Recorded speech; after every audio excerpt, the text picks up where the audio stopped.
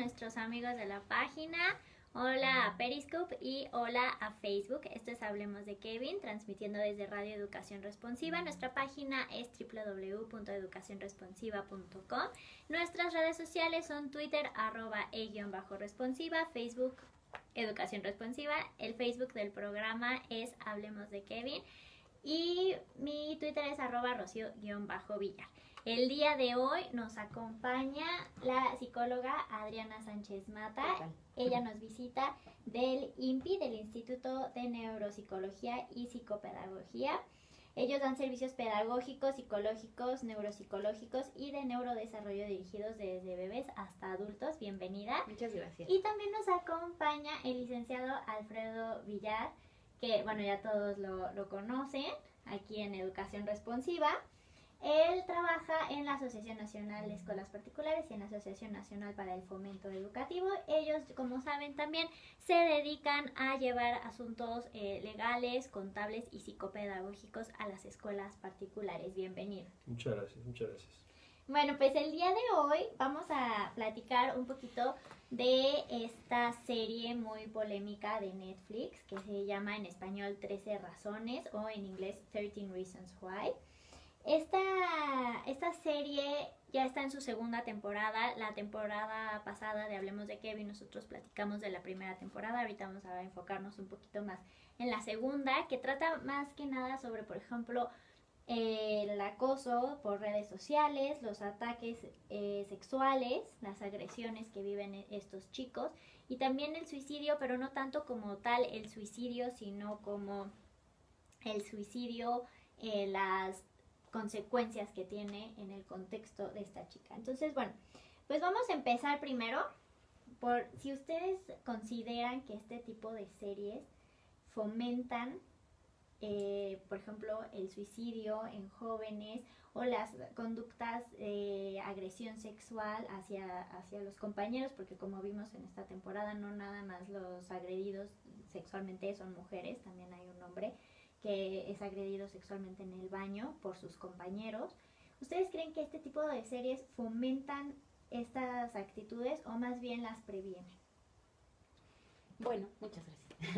Yo creo que hay que valorar dos aspectos importantes, ¿no? Ahorita nuestro contexto social, que es algo que influye demasiado como en el que haya demasiados adolescentes vulnerables y obviamente va a depender del criterio de ellos, como algunos lo pueden tomar como algo preventivo. Incluso la serie menciona durante el inicio y al final una página donde ofrecen también atención o bueno, sugerencias de atención o de búsqueda para ellos. Pero también está la otra parte, ¿no? La falta de criterio de algunos adolescentes en el que esas conductas les parecen motivantes para ser reproducidas.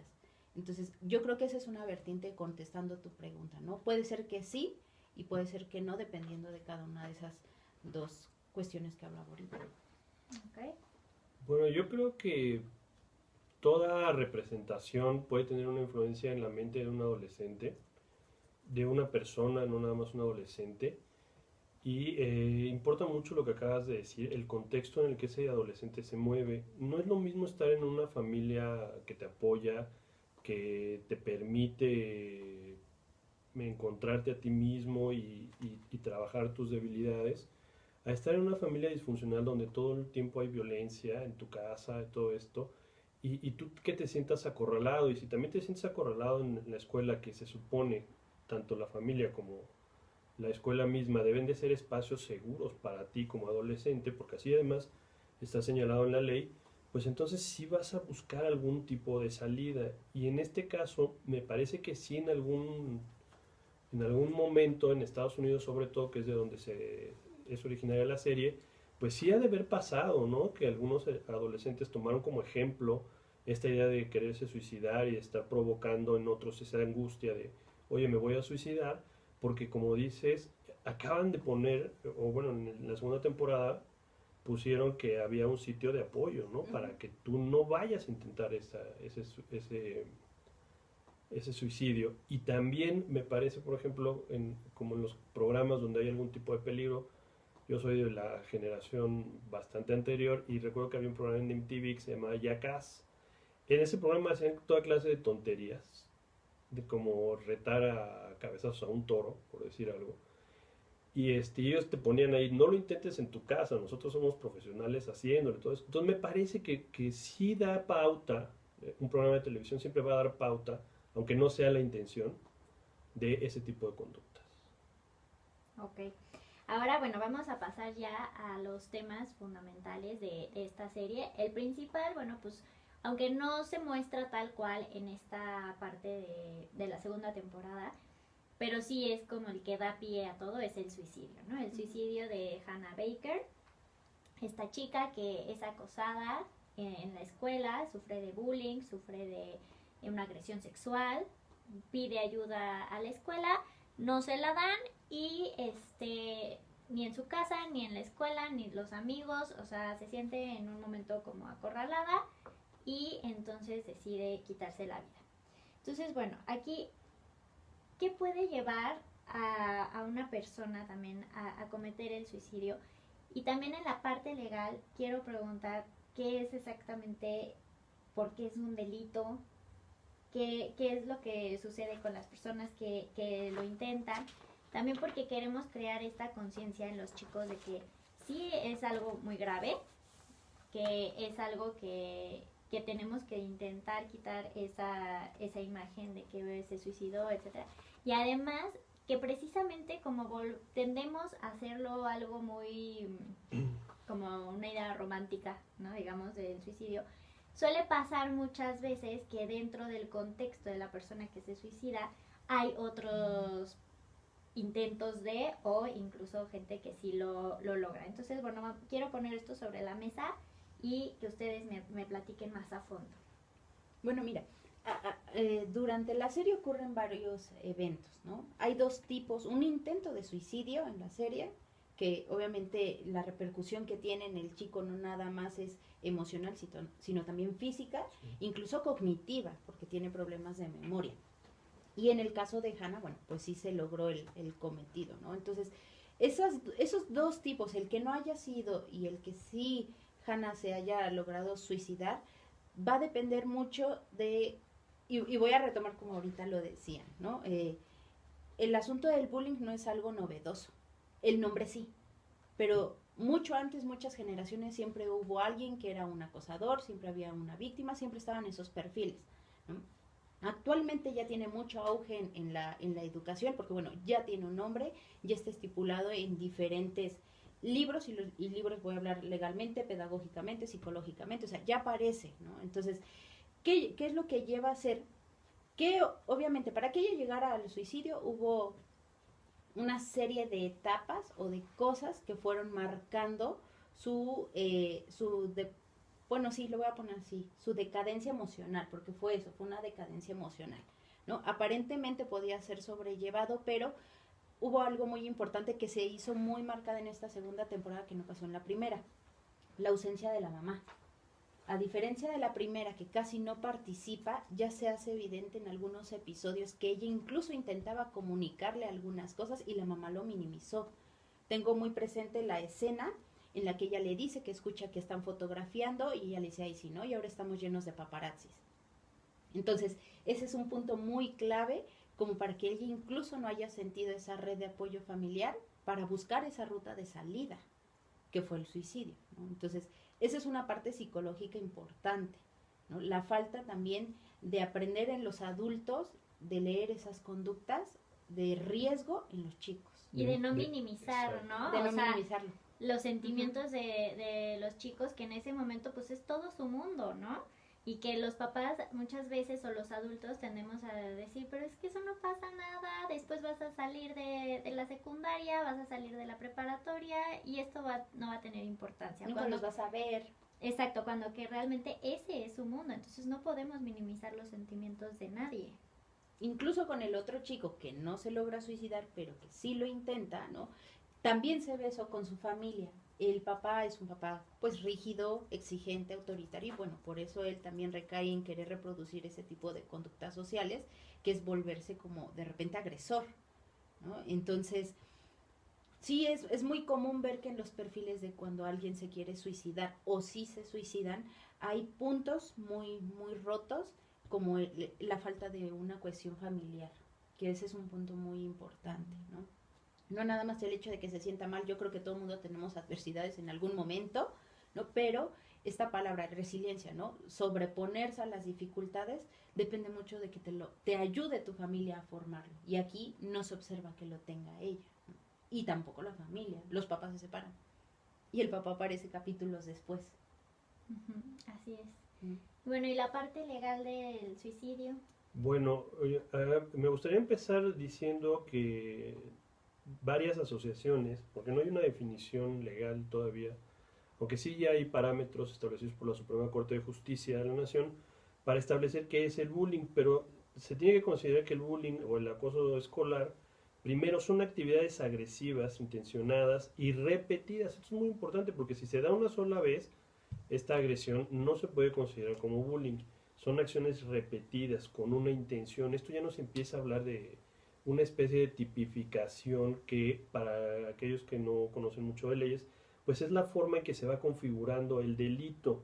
Repito, el bullying no es acoso, no es delito, porque no está dentro del Código Penal, pero sí ya empieza a hablarse de que son actividades agresivas, intencionadas y repetidas que ocurren sin una razón clara, adoptadas por uno o más estudiantes en contra de otro u otros. ¿Esto qué quiere decir?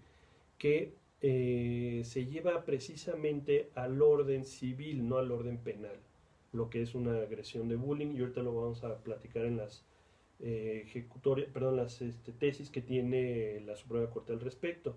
Ahora, el suicidio como tal, pues no está penado, porque no puedes tú agarrar a un suicida que consumó el acto y meterlo a la cárcel, no tendría sentido. Pero lo que sí está penado es hacer que una persona se suicide, ¿no? Ya sea que tú lo lleves, y el artículo 312 del Código Penal Federal establece una pena de 1 a 5 años para aquel que prestare auxilio o indujere a otro para que se suicide.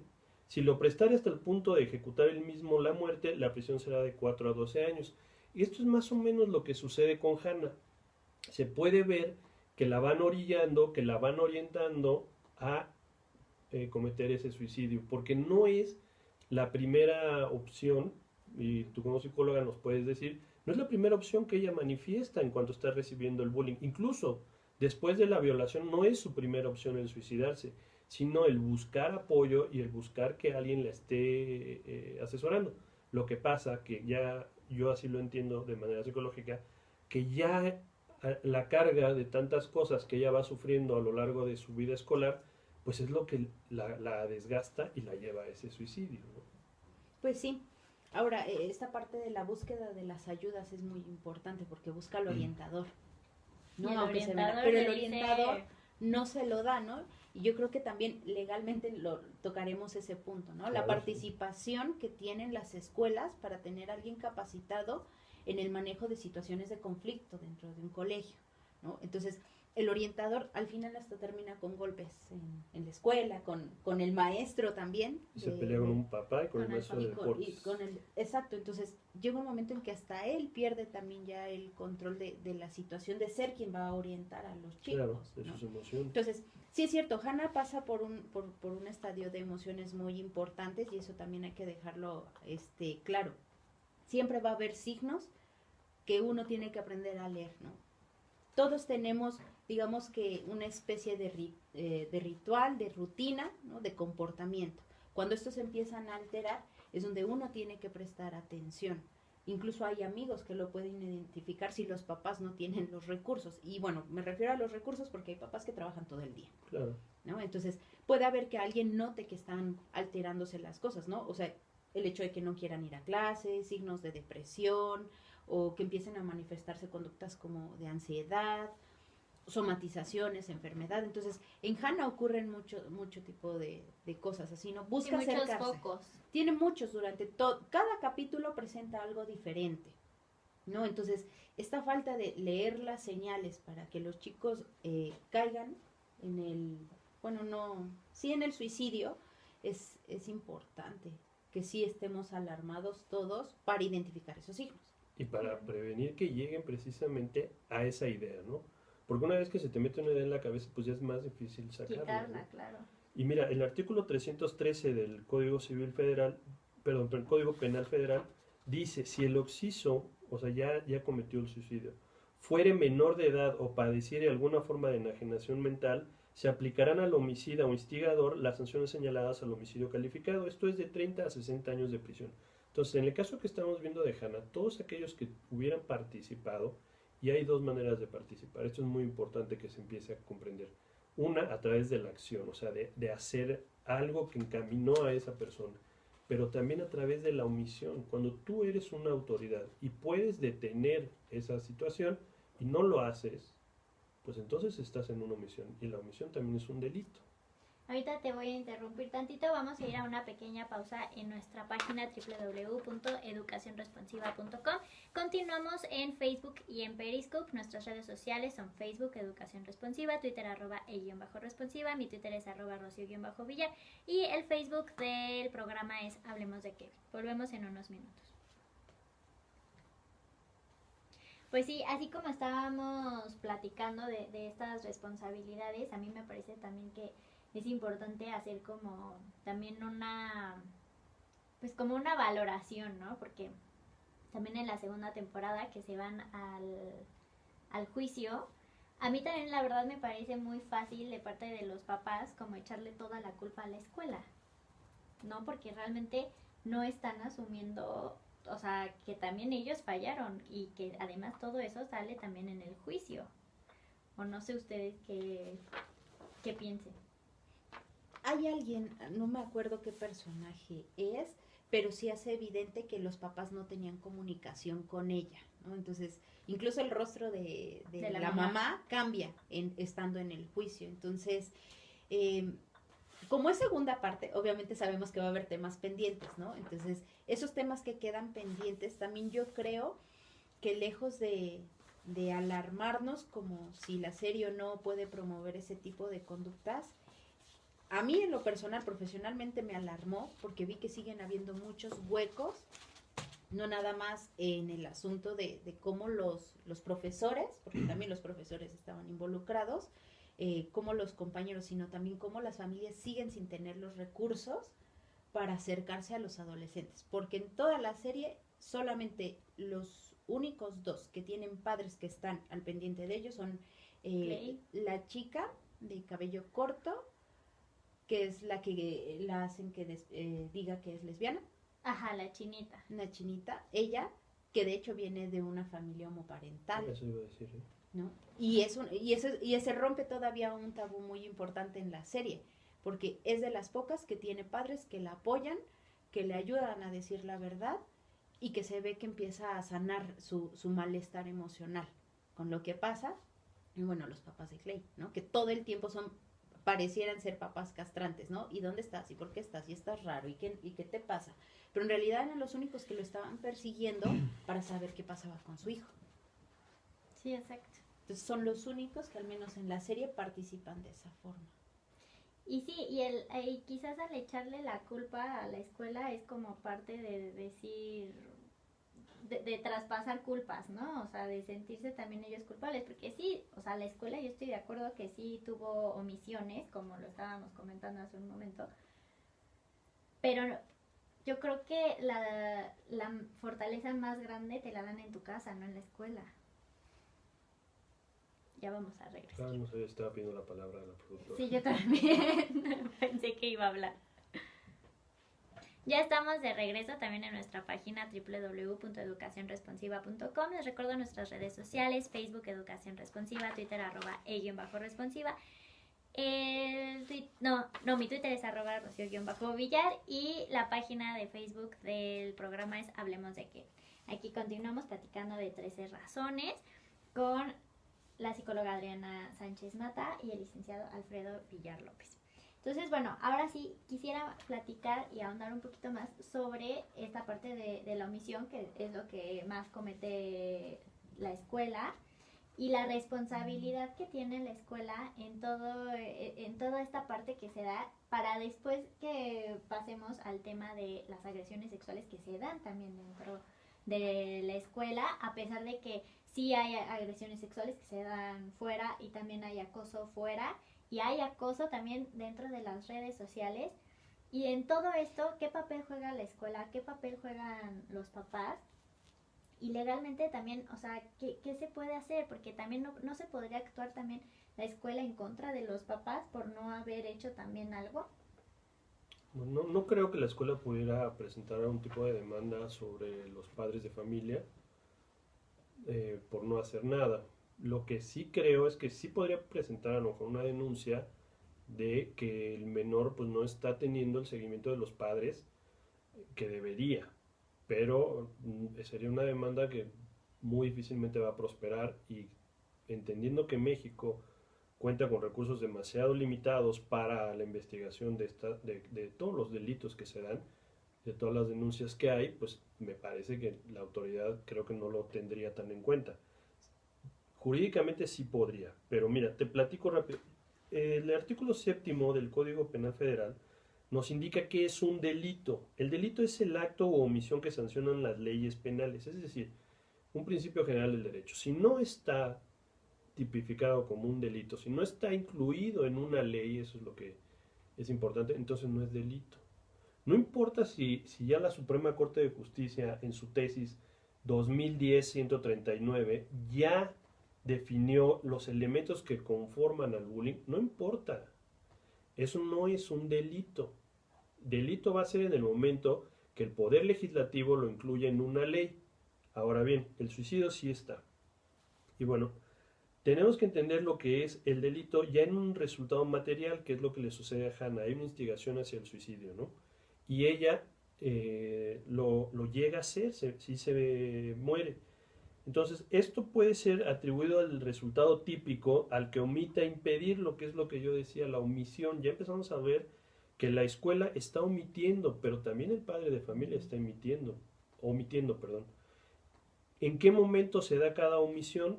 Pues eso es lo que yo creo que tendría que analizar la parte psicológica. El padre de familia, ¿desde qué momento está omitiendo? Tú como perito psicológico podrías decir, bueno, está omitiendo desde el momento en que Hannah se acerca a ellos y les dice lo que decías ahorita en el corte, que le toman una fotografía, ¿o lo dices tú? No, ella. Lo del paparazzi, ¿no? Ujú. Es que ahora tenemos paparazzis. Ahí, desde ahí se puede considerar que está omitiendo sentarse y platicar con ella, a ver qué es lo que le angustia o no. Los papás tienen un gran papel en el desarrollo infantil, ¿no? O sea, son los que se van a encargar de ayudar a caminar, a hablar y demás, pero ya en la etapa adolescente son los que van a ayudar a formar el criterio, por ejemplo, que no vemos que tengan la selección adecuada de amistades.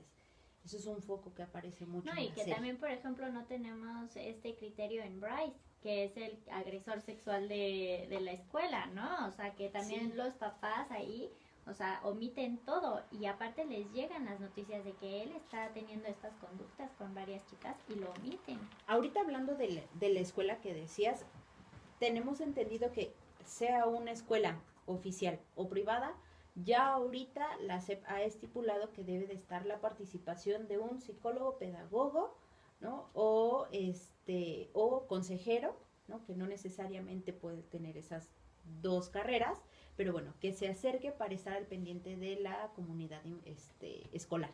Esa es la idea. Entonces, sí, las escuelas ahorita ya tienen que tener esa participación. De ahí que actualmente hay pues digamos que una preocupación en el área psicológica porque no vemos que haya profesores, o bueno, los especialistas, los que ahorita yo decía el pedagogo o el psicólogo, que se estén encargando de dar a su población de padres de familia recursos para identificar este tipo de conductas. O sea, sí es cierto, las escuelas van a tener ahorita ya una participación muy importante en dar ese tipo de asesorías. Lo que ahora conocemos en algunas escuelas como escuela para padres, cursos para padres, algunas las dan, otras no. Entonces, eso genera que siga habiendo este tipo de poblaciones con estos comportamientos como lo que pasa en la escuela. O sea, no hay papás que se acerquen, bueno, los que ahorita yo mencionaba, ¿no? Los pocos papás que se acercan. No sé si legalmente eso tengan que, o haya una repercusión para los colegios que no los tienen o que no se encargan de formarlo, eso no lo sé. Pero sí sé que es muy importante que lo hagan, ¿no? Sí, claro, la escuela tiene que proveer a los alumnos de un ambiente libre de violencia como lo platicábamos. Y ustedes pueden revisar en la tesis 2013, 113, perdón, que ya la Suprema Corte de Justicia considera como autoridad responsable para efectos del juicio de amparo a los particulares que estén dando educación básica. Por ejemplo, el director de la escuela. Te dejo, Rocío, la tesis para que la puedas compartir después. Ya empezamos a ver también en el bullying escolar los deberes de la autoridad para prevenir lo que es la discriminación que está prohibida en el artículo 1 constitucional y más, y dice, necesitamos tener espacios integrados y seguros libres de violencia. Esto está en el registro de la tesis 2010-215 y en la tesis 2010-338 nos empieza a hablar de quién tiene que demostrar la carga de la prueba, pero fíjate nada más lo que dice la Suprema Corte. Lo único que hay dentro del bullying es un daño moral. O sea, no es un daño que te va a llevar a una pena de prisión, sino es un tema civil lo que se va a hacer. Dice, para que se acredite la responsabilidad civil por el bullying que sufrió un menor, deberá corroborarse 1, la existencia del mencionado bullying, 2, el daño físico o psicológico, 3, el nexo causal entre el bullying y el daño, y cuando se demande a la escuela deberá probarse además la negligencia, que es la cuarta parte, del centro escolar, es decir, que no cumplió. En este caso tú estás poniendo que ya la SEP le establece tanto a particulares como públicos que deben tener un psicólogo. Y ese psicólogo tiene que aplicar los protocolos, tiene que aplicar las acciones que van a encaminar a una escuela libre de violencia. Si no lo está haciendo, o sea, aún cumpliendo con tener el psicólogo, no lo está haciendo, entonces se está incurriendo en una omisión. Y ya vimos que la omisión pues es un delito, ¿no? Ahora, fíjate, esto que dice que es muy importante. Respecto a la carga de la prueba del daño moral, este debe ser probado por el demandante, o sea, el padre de familia que está llevando al menor a la demanda, ¿no? El que fue dañado. Mostrando que presenta alguna de las afectaciones psicológicas relacionadas con el bullying escolar, como depresión, baja de calificaciones, baja autoestima, en fin, un amplio catálogo de sintomatología relacionada con el acoso escolar. Y para probar dichas afectaciones basta que se lleguen periciales en psicología. Es decir, un psicólogo puede llegar y decir, oye, yo he tratado al niño y esto es lo que estoy observando. Si hay estas cuestiones que, según lo que tú has establecido, Suprema Corte, pues sí tienen que ver directamente con el bullying. Y entonces entramos a la tesis de 2010-265, donde vemos que las instituciones privadas que brindan servicios educativos o realicen actividades relacionadas con menores, puede ser una guardería, se encuentran obligadas a proteger los derechos a la dignidad, integridad, educación y no discriminación de estos en atención a su interés superior, que es lo que se maneja con el interés superior de la niñez.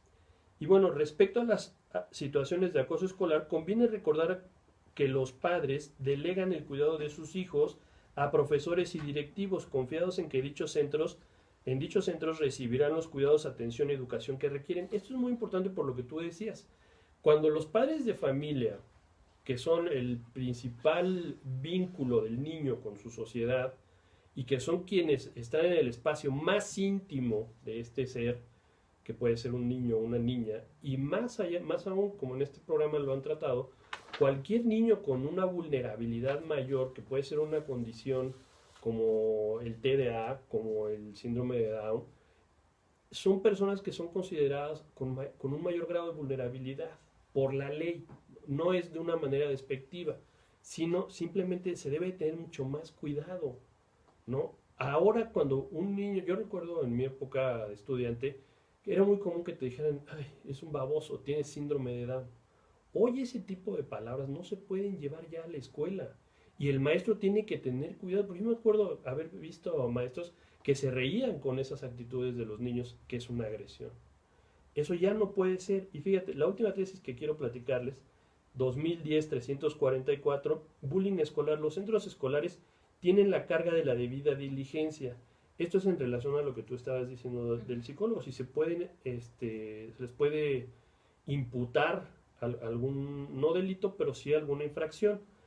Las instituciones educativas serán responsables en los casos de acoso escolar si incumplen sus deberes de protección y no actúan con la debida diligencia que se exige cuando tengan menores de edad bajo su cuidado.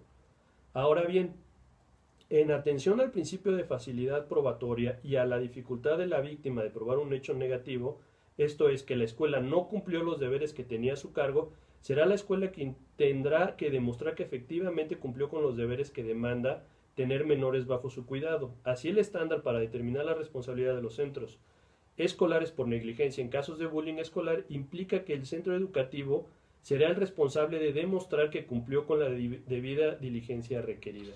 Esto es, si tú como padre de familia acusas a una escuela pública o privada, da lo mismo, y le dices, es que ellos no hicieron las acciones para evitar que mi hijo sufriera la violencia dentro de sus instalaciones, eso es muy importante, dentro de sus instalaciones, entonces quien tiene que probar que sí lo hizo es la escuela.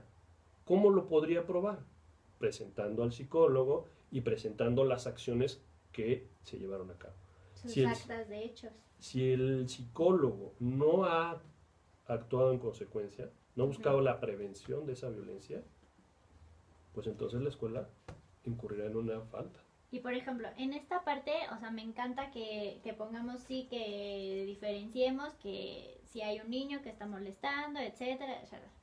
Eso está muy bonito y suena padrísimo. Pero ¿qué pasa cuando todos están molestándose? Porque, por ejemplo, en la serie vemos que hay ocasiones en las que unos son víctimas, pero después se vuelven victimarios también. Y después a los otros que están molestando también le entran como que al juego. Entonces, o sea, eso suena muy padre cuando tenemos bien identificados como los buenos y los malos, ¿no? Pero aquí realmente son personas y muchos están actuando en respuesta de, o de que también se les ocurrió en algún momento molestar. Incluso Hannah, vemos en la segunda temporada que también le entra también a todo este juego, ¿no? Y que también en algún momento se vuelve como que incluso Clay, o sea, dices que esta es una persona que yo no conozco. Porque estamos ya viendo que también ella le entró, o sea, al juego. Y entonces aquí también, o sea, ¿cómo podemos tener como más, o sea, un orden de que, vamos, sí entiendo que las autoridades de la escuela pudieron haberle puesto un alto en momentos del principio del problema, ¿no? Porque también vemos cómo las agresiones van escalando, de que empiezan con unas fotos y terminan violando a un niño en el baño, ¿no? Entonces, pero ¿cómo podemos ir diferenciando también todo esto? Mira, hay que hablar, bueno, psicológicamente hablaríamos que es la etapa adolescente. Entonces, en la etapa adolescente ocurren muchos cambios porque quieren responsabilidades y comportarse como adulto, pero a la vez todavía siguen pidiendo cosas de niños, ¿no? Entonces, eso se ve mucho en la serie. Tú ahorita me hacías esa pregunta, ¿no? De por qué a veces eran víctimas y después se vuelven victimarios. No lo voy a justificar, pero sí es una explicación del por qué durante la adolescencia se ve más el aumento también de este tipo de conductas violentas. Incluso hablando neuropsicológicamente, es la etapa de más crisis que tiene el lóbulo frontal. Es decir, empieza a haber todavía más reconexión, porque científicamente hablando, se dice que el lóbulo frontal termina de madurar hasta los 23, 25 años, es un periodo. Entonces, imaginen, en esa etapa, ¿qué no les está pasando? Además de todos los cambios hormonales que tienen, ¿no? Por eso vemos que también las conductas de Hannah cambian. De repente ya hay un capítulo, ¿no? En el que ella propone incluso tener ya relaciones sexuales con un chico, cuando primero la vemos como la víctima, y después eso hace cambiar o genera, ¿no? Una duda en nuestra percepción sobre ella. Entonces, los adolescentes tienden a cambiar mucho porque incluso no tienen esos recursos para controlar su conducta, ¿no? Y a veces ocurren también estos casos, y voy a mencionar algunas palabras, como el asunto de que ven mucha injusticia.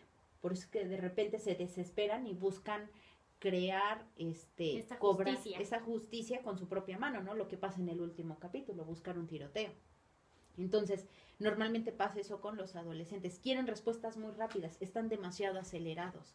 Todo el tiempo quieren algo tan rápido y como ven que no les sale, buscan hacerlo ellos por sus propios medios. ¿Qué pasa con todos los personajes, no? Se desespera porque no puede, busca alianzas con otro, entonces ese también ya está desesperado, entonces carecen del mismo mal y se alían y entonces los dos buscan con el mismo objetivo, buscan solucionar ese conflicto. Entonces, Los adolescentes son complejos en que ni siquiera ellos entienden. No saben qué es lo que tienen que hacer. Incluso tienen muchos errores de planear porque no les salen en muchas ocasiones en la serie las cosas. Quieren encerrar a uno de los chicos, mandan al que tiene una discapacidad física, se le escapa, se va. Al final el chico deja que se vaya el que va a hacer el tiroteo. Él se queda con el arma. O sea, incluso hay muchos errores de planeación, de creación de estrategias, ¿no? Pero que es parte del producto de las dificultades que tienen todos los adolescentes.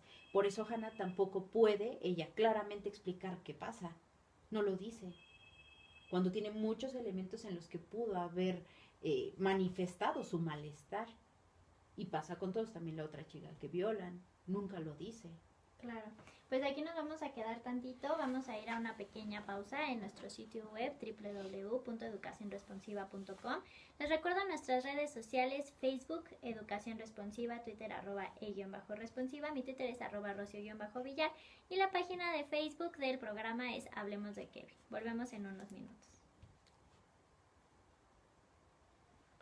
Pues sí, es un tema bastante complejo y ahorita ya vamos a entrar más de lleno en la parte de las agresiones sexuales que también se dan y que también hasta pareciera que la agresión sexual ya es como parte de nuestro día a día, ¿no? En esta cultura, en la cultura que tenemos últimamente. Ya lo hemos visto en todos estos hashtags de Me Too y que bueno, han hecho como mucho revuelo también con todas las cosas que ha pasado en Hollywood. Y también, bueno, pues parece que esto ya es algo como parte del sistema, ¿no? De estar como teniendo estas conductas agresivas. Y también creo que parte de que las personas se queden calladas y lo quieran mantener en secreto es que parte de las instituciones, como también vemos en la serie, lo están permitiendo. O sea, porque al no actuar es también estarlo como permitiendo, porque pues muchas personas, o sea, como que se cierran y no está pasando, ¿no? Y entonces al mismo tiempo, a la hora que las mujeres salen y lo dicen, aunque haya sido años después quizás, a quienes culpan es a las víctimas. Pasan muchas cosas aquí y bueno, igual y vamos de repente a converger en algún punto, ¿no? Que es la parte legal, pero en la adolescencia lo que más les interesa es el status quo. Es sí, claro, uno de los puntos más importantes que hay en la serie, ¿no? Por este asunto de las conductas. No lo dicen porque no quieren quedar mal, porque no quieren que los etiqueten, ser un soplón, no quiero que me estigmaticen, no quiero que me señalen, no quiero perder mi estilo de vida. Entonces, la mayoría de ellos se callan por eso, por miedos, pero por miedos a perder ese estilo de vida que tienen durante la adolescencia. Viven de muchas apariencias los adolescentes. Sí, claro. Y actualmente lo vemos. A lo mejor la casa de la familia no está en las mejores condiciones, pero trae el mejor celular actual. Trae el más reciente. Entonces, los adolescentes se mueven mucho por eso. Entonces, de ahí que por eso se tapan todas esas situaciones de violencia que ocurren dentro de la escuela. Pero esas son conductas que se van aprendiendo. ¿De dónde las aprenden? ¿Del padre de familia? Pues sí. Vamos a regresar ya a nuestra página. Ahorita vamos a continuar esta discusión. No es discusión, porque no estamos discutiendo, ¿no? Ya estamos de regreso en nuestra página www.educacionresponsiva.com. Les recuerdo nuestras redes sociales: Facebook, Educación Responsiva, Twitter, @e_responsiva. Mi Twitter es @rocio_villar y no olviden darle like a nuestra página de Facebook, Hablemos de Kevin. Bueno, pues estábamos aquí comentando la parte ya de las agresiones sexuales que se dan en esta serie. Yo ponía en la mesa que pues incluso puede ser hasta una forma de que las instituciones lo están permitiendo, ¿no? Que las instituciones, tanto por ejemplo de Hollywood como las educativas, etcétera, o sea, permiten este tipo de prácticas. Incluso en Hollywood se hablaba que hasta se había sistematizado, ¿no? Que era como parte de poder entrar a ciertos sectores, digamos. Pero bueno, en el área de la escuela estábamos justo platicando de dónde los adolescentes pueden aprender este tipo de conductas y que las están repitiendo. Ahorita que me preguntabas si vienen de algunas casas, al menos en la serie sí se ve claro ese ejemplo, ¿no? La familia de Bryce es una familia de mucha apariencia que minimiza todo ese tipo de conductas, entonces son socialmente aceptadas dentro de ese núcleo familiar. Luego está el otro chico que se le muere su papá, no recuerdo tampoco cómo se llama, el que tiene rasgos orientales. Sí, ajá, el atleta, El que amigo es de atleta, Bryce. ajá, el amigo de Bryce, él incluso manifiesta todavía sentirse mal con la muerte del papá y la mamá busca minimizarlo. Entonces vemos muy común que en ese tipo de familias donde hay personas que se vuelven agresores, son familias que tienden a minimizar valores y sentimientos. Pero Eso es- fíjate, ahí ahorita que estabas platicando, recuerdo que este muchacho Bryce, eh, no sé si es una persona que pueda ser considerada bipolar o cómo, pero tiene dos conductas muy marcadas dentro de la serie. Una es el proteger a, creo que Justin se llama, A Justin. Ujú. a Justin, que es el que se considera su mejor amigo y al que le vio la primera, a la A la primera novia. chava, ¿no? La novia, Ujú. dentro de la fiesta. Él, incluso creo que en esta segunda temporada es donde sale que él de chiquito lo protegía, se lo llevó a su casa, lo vistió, porque lo estaban molestando de que como era el niño pobre, andaba piojoso y harapiento, y entonces Bryce lo protege, o sea, por un lado, esta figura protectora, y por el otro, un abusador. ¿Esto es real? O sea, ¿una persona puede presentar ambas conductas? Las pueden presentar ambas y de hecho es Lo la más conducta típica de un agresor. Seducir, ser amable, ser encantador para después repetir ese tipo de conductas. Así funcionan los violadores. Son personas que logran seducir, encantar y por eso lo hemos dicho. Incluso hay violaciones que ocurren dentro de los contextos familiares y que nadie cree que sea posible porque es el tío buena onda, amable, que siempre da dinero. O sea, sí logran tener un patrón de conducta a veces así los abusadores. Aunque él protegía a su amigo, eso no significa que haya lazos afectivos para que garanticen el respeto de esa unión. Viola a la novia. Y si realmente hubiera sido el protector y amigo, no hubiera hecho eso. Es un código moral. Y Hubiera- además lo de deja valores. fuera al amigo, a Justin, lo deja fuera cuidando la puerta que nadie más vaya a entrar. Sí, también lo hace. ¿Hubiera empleado ese círculo protector a la novia? ¿Lo entiendo bien? Como círculo protector. Ajá, pues él está protegiendo a su amigo, este Bryce, protege a Justin de siempre, pero después ya viola a su novia. Pero lo que tú nos dices es que también hubiera protegido a la novia porque pues, es parte de la vida de De Justin. Justin. Si hubiera querido al amigo, Exactamente. pero Ahí no lo hubiera quería. empleado ese círculo de protección, Exacto. pero como no hace lazo emocional, que es lo que tú nos dices, es cuando... Cuando agreden a esa parte. Incluso también, también podríamos apuntar que común en la parte de la adolescencia está la envidia. Es uno de los antivalores más comunes también. de los mayores también. Y bueno, de todos, ¿no? En general. Pero, también su novia era una de las populares. Era una porrista. No era tampoco cualquier novia, hablando incluso del status quo. Entonces, también ese es un punto a señalar, ¿no? De que pudo haber sido también una de las causas. Pudo haber sido también envidia en el que haya también decidido hacerlo. Porque si se dan cuenta, al menos en la serie, las chicas que agrede son porristas. Al Bueno. final a la novia la embaraza.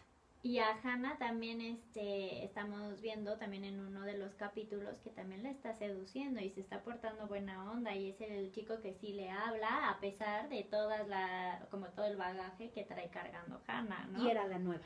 Exacto. Porque además eso lo señalan claramente. O sea, él no buscaba a cualquier chica. Buscaba a la nueva, a las la popular, porristas. a la linda. O sea, él buscaba también incluso, o sea, no es lo mismo decir, me acuesto con cualquier persona, a que digan, ya la nueva ya cayó conmigo. No es lo mismo, ¿sí?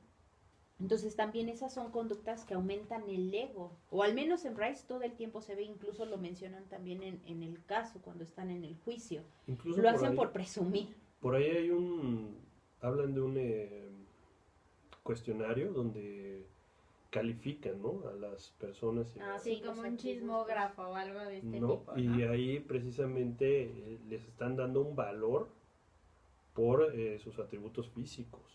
Que es lo que ahorita también mencionaba Rocío, ¿no? O sea, de repente ya el cuerpo se vuelve mercancía.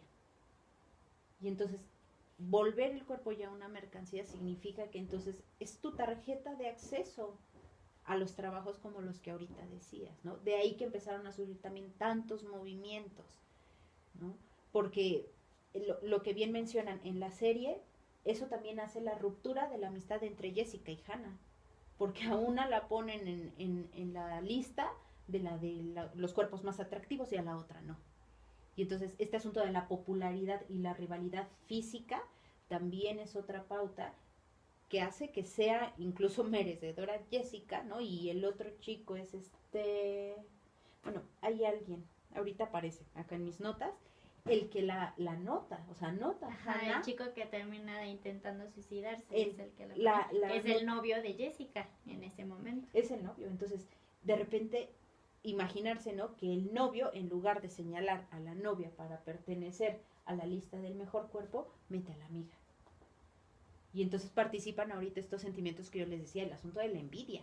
Sí, es que son unas dinámicas que se crean entre los adolescentes muy fuertes, pero sí hay que tener algún dato, alguna señal que puedas tú identificar. Luego yo te preguntaría, ¿es eso posible? O sea, sí puedes, más allá del bajo rendimiento escolar y todo eso, porque eso te denota que hay alguna falta de atención o todo, pero puede ser una falta de interés propiciada por la propia materia, por la propia forma De dar clases. de dar clases, ¿no? Pero, y ahí habría que ver si entonces a lo mejor todos nuestros estudiantes pues tendrían que acudir a una sesión de terapia. Pero también ahí, ojo, porque Permanente, ahí ¿no? también la parte de la institución también es muy importante, porque también lo mencionan, o sea que le daban como mucho vuelo a Bryce, porque era muy buen estudiante, porque era muy buen atleta, y entonces todos los maestros apoyaban todo lo que Bryce hacía, hasta el maestro Bueno. de deportes permite básicamente que él tenga este tipo de conductas con las Él le chicas. da las llaves de Sí. de ese club. O sea, por eso Sí, digo sí. que las instituciones en sí también lo están Lo, permitiendo. lo que habría que aclarar ahí es que esta es una institución pública norteamericana. Y allá se da que mientras tengas un equipo de fútbol bastante exitoso, pues vas a recibir un presupuesto mayor.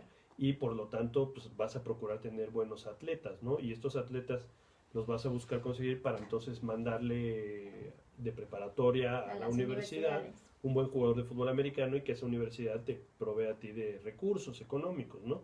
Y como escuela pública pues tienes ese derecho. Acá en México no tenemos ese sistema, yo creo que afortunadamente después de escucharme, pero sí creo que tenemos que entender muchas cosas. Por ejemplo, no sé si pudieron ver, y eso yo creo que valdría la pena ver si nos puedes explicar un poquito, este tema de los muchachos que se pelearon en Monterrey, que llegó la barra de Monterrey y estaban los de Tigres y el muchacho de Tigres, los muchachos de Tigres agredieron a los de Monterrey que venían llegando y entonces los de Monterrey, uno de ellos le echa el coche encima y todos se regresan y dejan solo a uno y para Y no la hacer el policía cuento mejor largo, se fue corriendo a esconderse Claro. porque no podía con todos. para no hacerte el cuento largo, a este chavo lo linchan, porque ese es un linchamiento ahí, lo patean sin problema.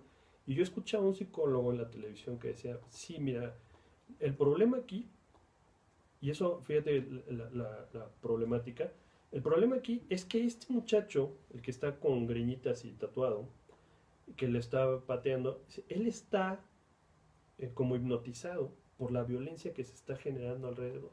Y entonces él no está pensando en lo que está haciendo, él se está como dejando llevar. Y está cayendo y está pegando. Está, pam, pam, pam. Eso, fíjate que tristemente es un atenuante. O sea, algo que te va a evitar una pena mayor.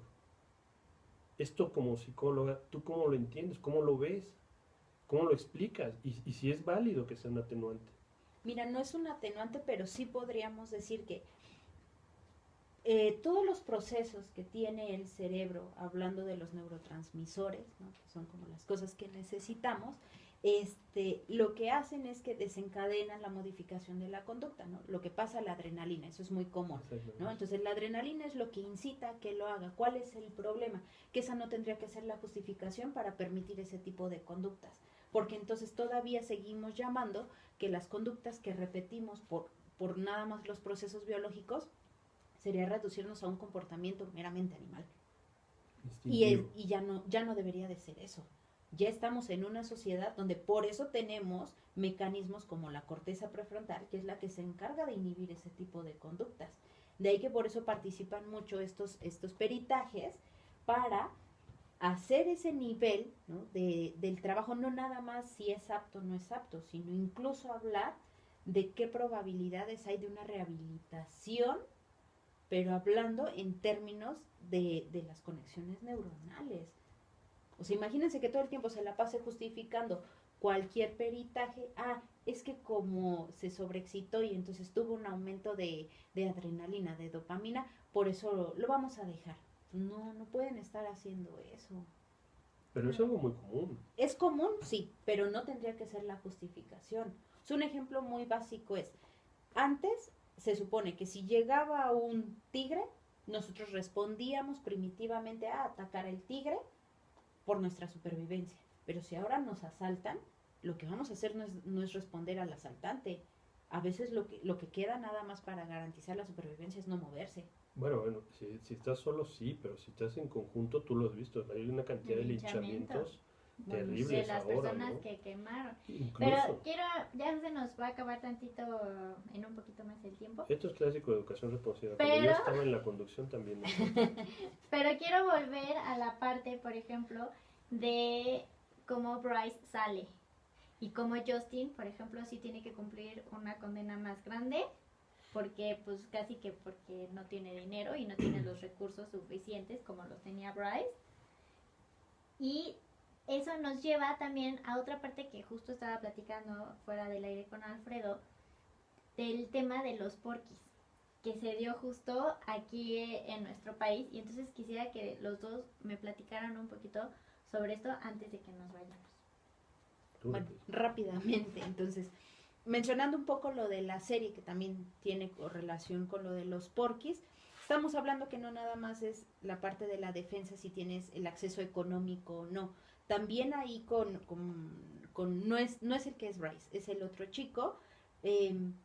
Recordemos que él sí tiene un antecedente de consumo de sustancias. Justin, Él sí lo tiene. Entonces, él se inyecta heroína y al final de la sesión, bueno, de la ¿Serie? de la serie, lo sigue haciendo. Entonces, eso también es un marcaje importante del por qué a veces dentro de un sistema penal aumentan. Si no tienen esa condición o se han Antecedentes, protegido ¿no? bastante bien, si se protegen como en el caso de Bryce, a veces eso es lo que impacta en un peritaje psicológico. O sea, el consumo de sustancias, porque tiene que ver que puede el cerebro tener un deterioro por las sustancias que están utilizando.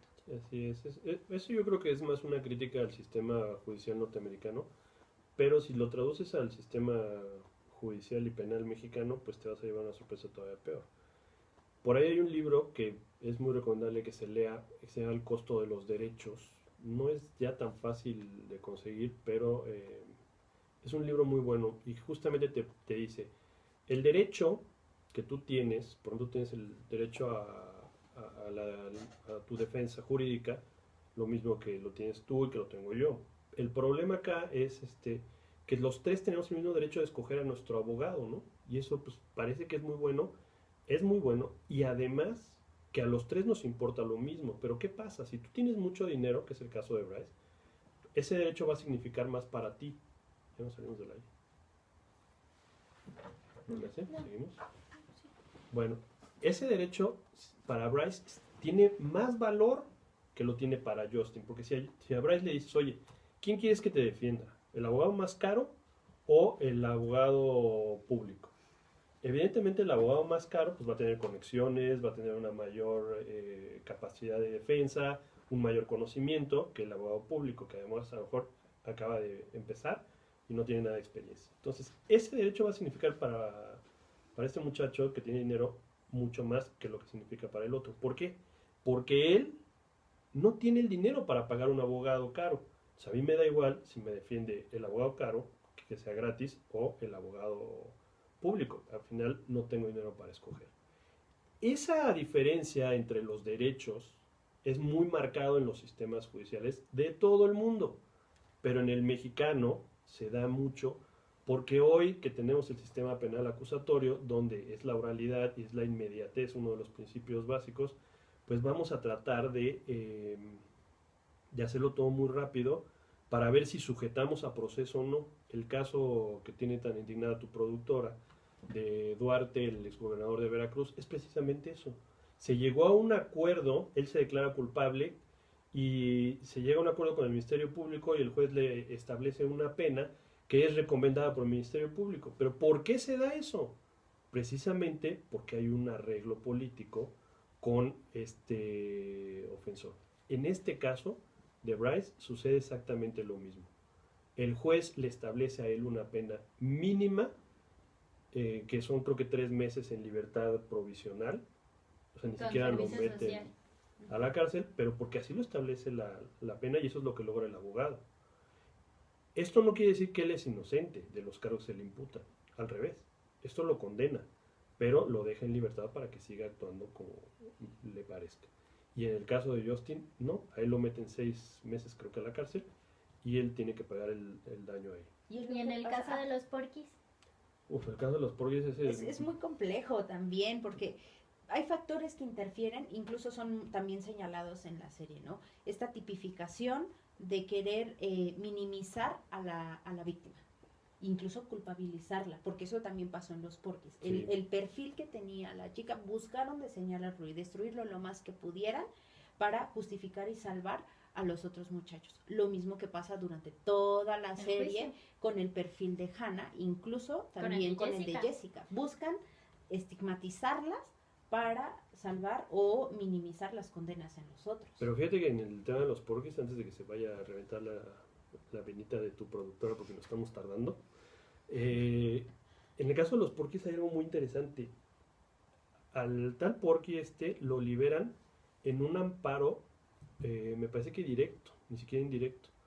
Entonces, ¿qué significa esto? No es cualquier cosa. Esto significa que pasó por un proceso judicial donde fue condenado. O sea, los jueces de primera instancia lo condenan y le dicen, sí, el delito de pederastia, porque esta niña era menor de edad, está probado todo y cumplieron con los requisitos de procedimentales y legales para condenarte. Y está condenado. Y los abogados muy hábilmente lo sacan a través de un amparo directo porque el juez, fíjate lo que dice que le introdujo el dedo en la vagina, pero que no demostró un comportamiento lascivo. Es decir, estaba jugando, estaba bromeando con ella, la estaba molestando nada más. Minimiza un concepto de violación, una conducta típica de violación, a un jueguito entre amigos. Y ese es un grave problema ahorita, porque incluso cuando hay casos en los que la víctima sí es violada y llega, el proceso al que se somete es muy tortuoso. Bueno, en este caso sí fue violada. O sea, ella sí. Por Dios. Ella sí, incluso fue, bueno, y se hicieron todavía todos los estudios, pero por eso yo decía, ¿no? Se empeñan en alterar la percepción que tiene la víctima, incluso culpabilizarla. Es que cómo iba vestida, es que por qué hacía estas horas, es que dónde estaba la familia. O sea, buscan muchas cosas para justificar las conductas que obviamente no son las correctas. Pero fíjate que ahí incluso señalaron el juez señala que no se acredita, o sea, no se demuestra el estado de indefensión de esta chica, porque dijo el juez que en varias ocasiones se pudo haber bajado del coche y retirarse de sus agresores.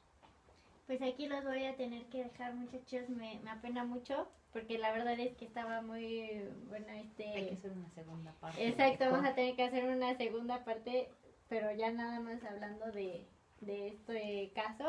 Pues muchísimas gracias, le agradezco a la psicóloga Adriana Sánchez Mata y al licenciado Alfredo Villar López por haber estado hoy en Hablemos de Kevin. Sus datos de contacto del INPI y de la asociación. Bueno, de INPI tenemos la página, es institutodeneuropsicología.com. Están los Facebook como Adriana Mata Esquivel, Instituto de Neuropsicología, que es la directora. Y teléfonos 2458-0044 y 8502-2862. Muchísimas gracias. ¿Y de la asociación? Pues de la asociación tenemos nuestra página web, pero no me la sé.